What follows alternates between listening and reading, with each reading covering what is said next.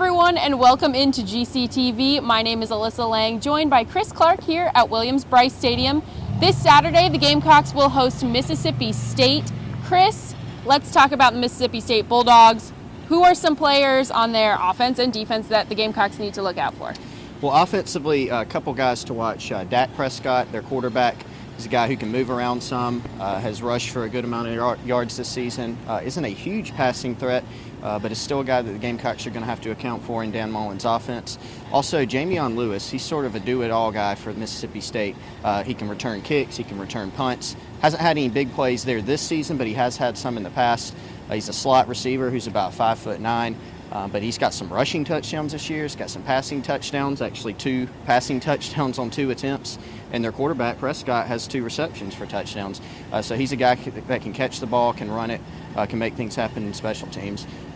Defensively, this is a team that's not going to be in the upper echelon of the SEC. They're actually giving up the same amount of points as South Carolina, scoring defense-wise, 22.9 points per game.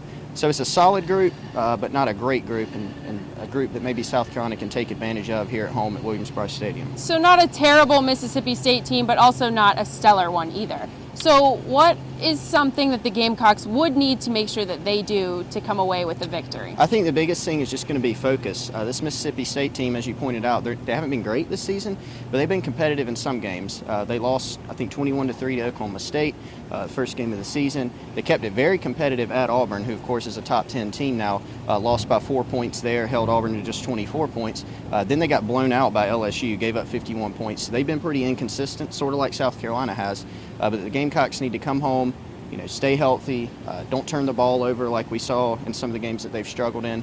Establish the run and just try to play well on defense. And as far as Gamecocks who need to have a standout performance on Saturday, who are you looking to kind of carry the team to victory? Well, I think South Carolina's going to need a good performance in the run game. If Mississippi State can come out and run the football, that's going to help open up their offense. So, you're looking at guys like Kelsey Quarles, some of the linebackers, Jadeveon Clowney. Can he come out and have some big plays in this football game?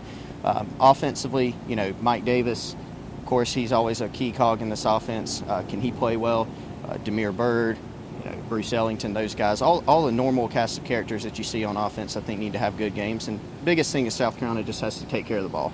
All right, now wrapping this up, Chris, give me a score prediction. Who do you think is going to win this Saturday, Mississippi State or the Gamecocks? I think South Carolina's going to take this one. I think getting back home, the offense has struggled a little bit the past couple weeks on the road trips, the 3-game swing. Obviously played very well at Arkansas. Struggled a little bit offensively, mainly because of turnovers the past 2 weeks.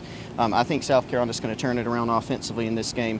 I think they can put up 35, 42 points. I'm going to go 42-14 South Carolina. I think they're going to come out and really play well in this one.